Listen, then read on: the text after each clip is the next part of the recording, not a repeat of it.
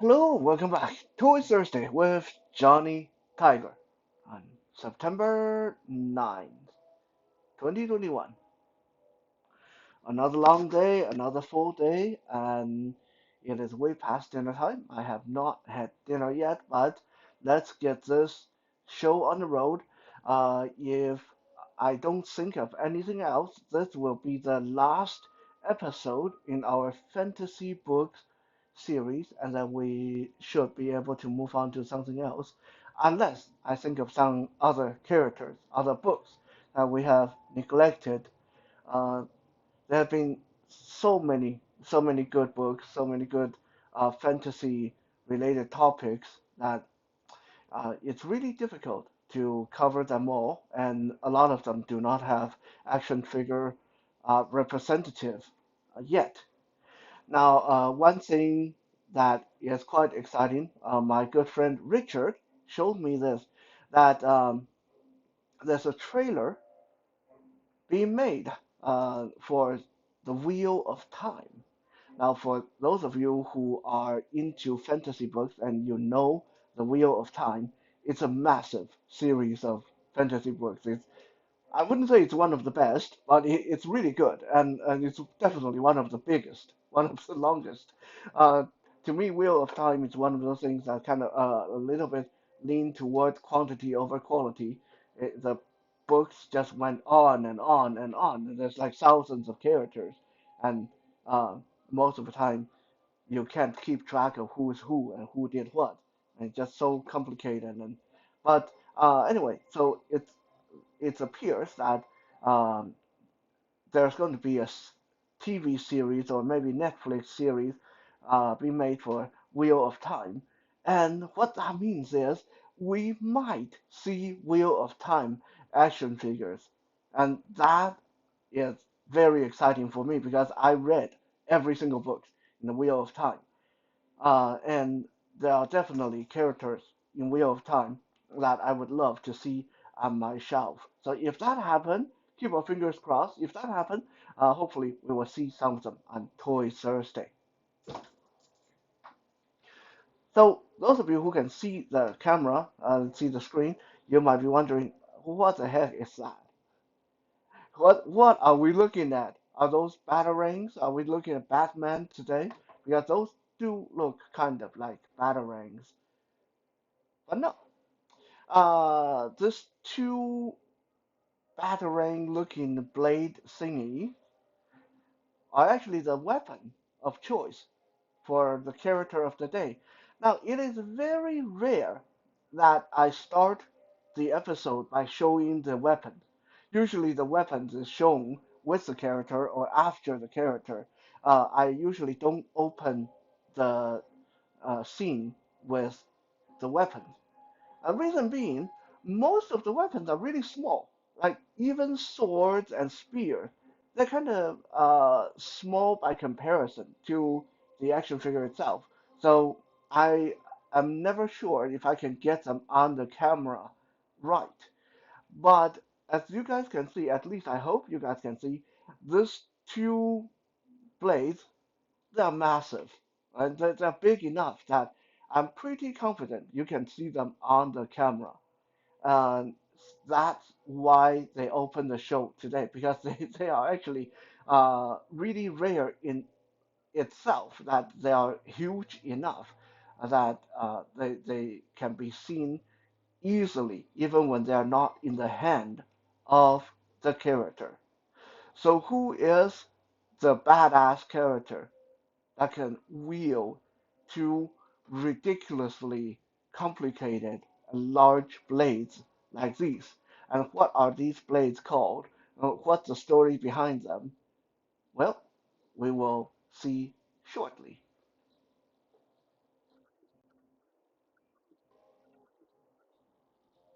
Last week, we looked at a figure from the Forgotten Realm, aka also the Dungeon and Dragon, a figure that is very prolific in fantasy novels based on the Forgotten Realm, and also very prolific through the Forgotten Realm Wizard of the Coast and Dungeons and Dragons, video games, role-playing games, computer games, handheld consoles. We looked at Drizzt Do'Urden. Drizzt Do'Urden was uh, a concept first, and then uh, a game character second, and then there were 35, get this, 35 novels written with Drizzt Do'Urden in them. That's amazing. I mean, I can't think of another fantasy character that has been in that many books. Um, and Drizzt Do'Urden was a dark elf. Today, we are going to look at another cousin or relative of the elven kind. Today, we are going to look at a representative from the night elf, and this is from uh, the world of Warcraft video game, and then being put in several extremely well written novelizations and books and even radio drama of the world of Warcraft. We are going to be looking at none other than Illidan Stormrage. Having never played World of Warcraft, I've only read some of the books, so I don't really know who are the night elves. The only thing I know about night elves is they're like regular elves, so they're tall and graceful, and they have great magical ability, and they are very good warriors. They're really quick, really graceful. They have long pointy ears, and they have purple skin, and usually black hair. Um, that's all I know. I don't know. Are they like mutated kind of elves, or are they a evil kind of elves, or what are they? I I don't. So, but Illidan and his brother Malfurion, I mean, I don't know where they came up with a name. I mean, that's two totally different name for two siblings. Illidan, Malfurion, they were, I believe they were like twins. They were siblings, a pair of night elf children. Illidan was different from when he was born. When he was born, his eyes were of an amber color, and that made the night elf believe that he was destined for something great. Depending on how you look at it, he did. He was destined for something great. Probably not what they had in mind, but he went on to become one of the most badass, devastating, kind of amazing character in the world of Warcraft. While his brother, Malfurion, was kind of your typical Boy Scout. Everything is about justice and peace and doing the right thing and nobility and everything is by the book. Illidan was a little bit more wild. Illidan grew up with immense amount of affinity for sorcery. He became one of the strongest magic user in the world. But because of him being so good at what he did, his pursuit for power gradually led him down a dark path. Because he wanted to unlock stronger magic, because he wanted to gain stronger magic, he went further and further into the studying archaic magic and even studying demonic magic. Everything for him to become stronger and better at what he was already really good at. Somewhere along the line, the demons invaded his world. The legions of demons. It's a really long and complicated story, so I'm not going to just like recount the whole thing because that would take a long time. And like I said, I never actually played the game, and I haven't read all the books. And even when you read the books, it's so convoluted.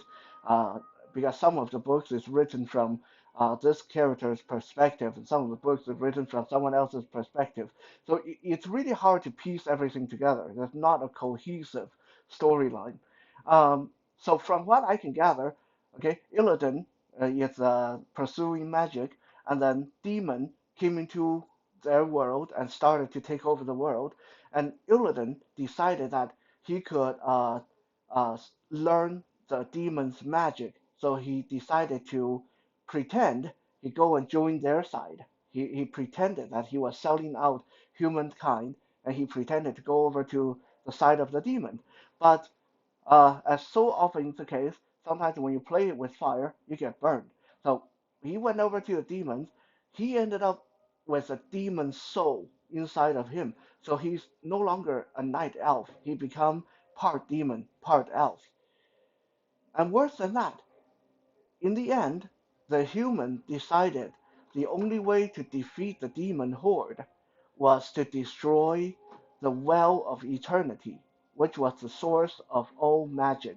So the human decided, they kind of figured out that, hey, if we destroy magic, because demons are magical, if we destroy magic, there wouldn't be any more demons. Well, keep in mind, at this point, Illidan is the strongest sorcerer, the strongest wizard in the world. So magic was his thing. So if you tell him you're going to destroy magic, well, that's like telling KFC and Church's Chicken that you're going to destroy chicken. Huh? No chicken, no KFC, no chicken, no Church's Chicken, no magic, no Illidan. So Illidan went behind everybody's back and created a second well of eternity. So while the humans thought they finally destroyed magic and destroyed the demons, they failed because they didn't know. Illidan went behind their back and created a second source of magic so he wouldn't lose his magical ability.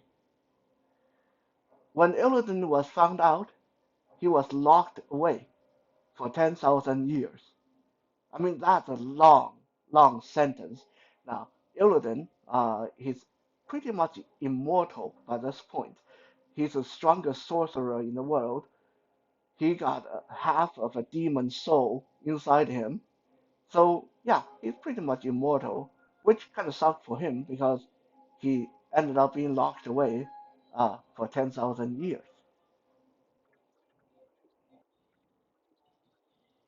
It wasn't until 10,000 years later that people started to realize that Illidan might have been right all along. You see, the whole time Illidan was arguing about for them not to destroy magic, he had a kind of a secret reason that he never explained to anybody. Now, I don't know why he didn't, but I think Illidan, being a very proud and very powerful person, he just decided, why should I explain things to you guys? He just decided, I have my reason, and if you don't trust me, I don't have to explain anything to you. That's what's kind of his thing. Uh, so he had actually had a good reason why he didn't want them to destroy magic. It wasn't all selfish. Everyone thought that he betrayed humankind by preserving magic for his own good. But Illidan knew way back that destroying magic wasn't going to destroy the demon. Illidan knew that destroying magic would only stop the demons temporarily. And he knew that if we didn't have magic, there's no way to stop the demon next time they come around. Because when the demons come, usually the only people that can fight them were wizards with their magical abilities. Now, if you destroy that, well, that's kind of like saying we are going to disband our military, so we won't ever fight in any war. Right? Think about that. Sound logical on the surface, but if you disband your military, what happens if next time people invade you? You have no way to fight them. Well, without magic, people had no way to fight the demons. That was Illidan's real reason for wanting to preserve magic. But of course, like I said, he never explained that to anybody. Um, so 10,000 years ago, or 10,000 years later, the demons were back, and this time in greater number. And people suddenly realized, Illidan's right. We kind of messed up. And so uh, people went to free Illidan from his prison. And Illidan became the Grand Master of, well, Demon Slayer. He became a Demon Slayer. And he took his own following because there was a bunch of night elves that admired him and followed in his footsteps. He taught them how to kill demons, and he took them out into the world to hunt down this new demonic threat. Long story short, during the hunt, he came into possession of a demonic artifact that granted him an immense amount of demonic power that allowed him to kill a lot of the demon lords with relative ease. But it also corrupted him. So he actually became a full demon himself. In the end of the story, his allies ended up having to kill him, so he didn't become the next demon lord that would threaten the world. It was a sad end to. The time is now 10 p.m. It's a sad end to a very tragic character that being misunderstood for his entire life. Now, personally, I have a reason that I really like Illidan as a character. Not only because he is pretty cool looking. I mean, just look at that. This character is covered in green magical tattoos, and he's super muscular. He's topless, and so you can see his purple skin and green tattoo. And just look at that mane of hair. I believe his hair is black, although there has been some white-haired version of him as well. But I believe on this character, this action figure, the hair is black. And just look at that mane of hair. I mean, he put my hair to shame. Uh, he has hair that cascade down his shoulder in the front on both sides of his head. And of course, when we talk about his head, he has that trademark night elf feature, very angular, very sharp feature, with long pointy ears that they kind of remind me a little bit of like bat ears. And if we look at him in the back, we see that in the back he has more of that super long, super thick looking hair, and he's also sporting a super long ponytail that go way past his hip. Like this is just really cool looking hair. I mean, would it be practical in battle? Probably not. I mean, I imagine the hair would be flying everywhere, especially when he's only tied part of it in the ponytail. A lot of the hair is actually hanging loose. But uh, with him being such a powerful magic user and such a badass fighter, I imagine the hair doesn't hinder him much. Uh, I mean, it is fantasy after all, and we have to give some leeway to that. But yeah, it is a really, really cool mane of hair. Uh, One of the main thing I like about him. But more so, another reason why I really dig this character is because he's one of the very few super badass, super uh, uh, impressive character that is blind. As we can see with this action figure, Illidan is actually wearing blindfold. So this is a guy who go out hunting down some of the worst demonic threats in the world. He even dueled the Lich King himself. Now, the Lich King is a completely other story, uh, more complicated and also very involved. We're not going to go into it, but suffice to say, the Lich King is an undead warlord in the world of Warcraft who is pretty darn near unbeatable. Uh, One of the best warriors and one of the best swordsmen. And Illidan, being blind and all, fought him and almost beat him. I mean, he kind of lost in the end, but they were very closely matched with each other. So his blindness definitely didn't stop him. Now, how did he become blind? I don't really know. I kind of tried to do some quick research, but I couldn't find exactly what happened to his eyes. But somewhere along the line, when he was fighting demons, fighting people who misunderstood him, fighting people who thought he was a bad guy, and fighting people who were the real bad guy, he had his eyes burned away, and so he wore a blindfold to hide the damage to his eyes. Uh, or we can say that maybe being a demon hunter, he has to cover his eyes so he doesn't get deceived by demons. I don't know. I mean, it's a fantasy character, so we can make up whatever story we want about him. But the fact remains, this is a guy who fight blind, like me. Well, okay. I mean, I'm nowhere as badass as he is, but I think, yeah, I believe if I was in a fantasy book, I might be. You never know. So anyway, that's why I really like him. On top of that, he is immensely muscular. I mean, this guy is um, different from most of magic user. A lot of time when we see magic user in fantasy books, they are scrawny and sickly. They wear robes and they just don't look like they even have the strength to walk up a flight of stairs. Uh, Illidan here looks like he's ready to go empty-handed against a demon horde. I mean, he's got muscles on top of muscles.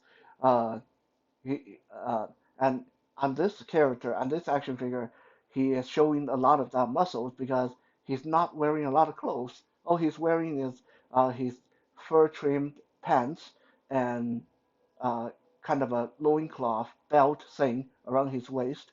Other than that, he's pretty much naked. He's not even wearing shoes. Being made by NECA, who is definitely one of the top three best toy makers right now.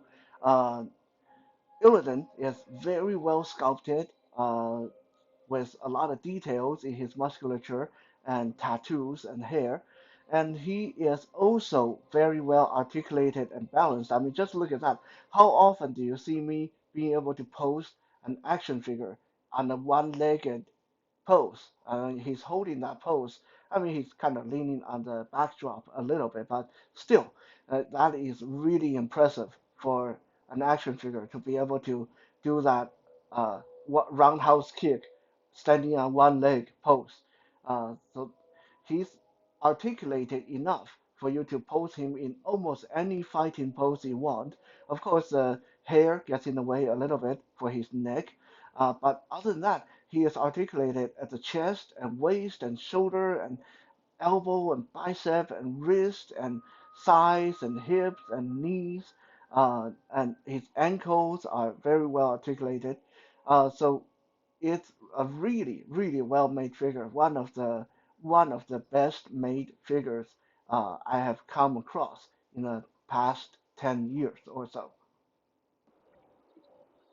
When his magic is not enough for the job, Ilan doesn't mind getting his hands dirty. When magic is not doing the trick, he goes into physical threat. He goes into physical destruction.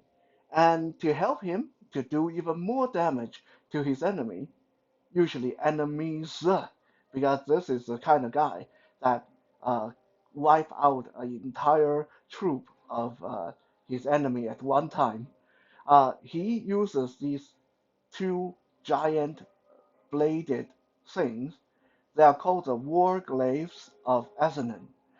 Uh, what are the war glaives of Azanan? Well, I don't really know a lot about them. I know they look really cool, really crazy.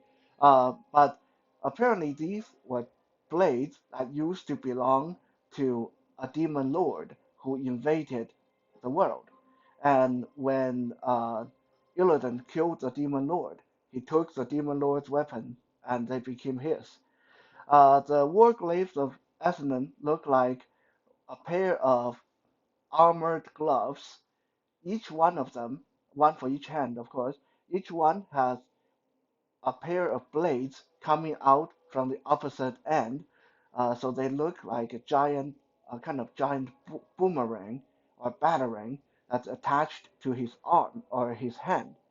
And these things are huge. I mean, each one of these blades is almost as tall as him.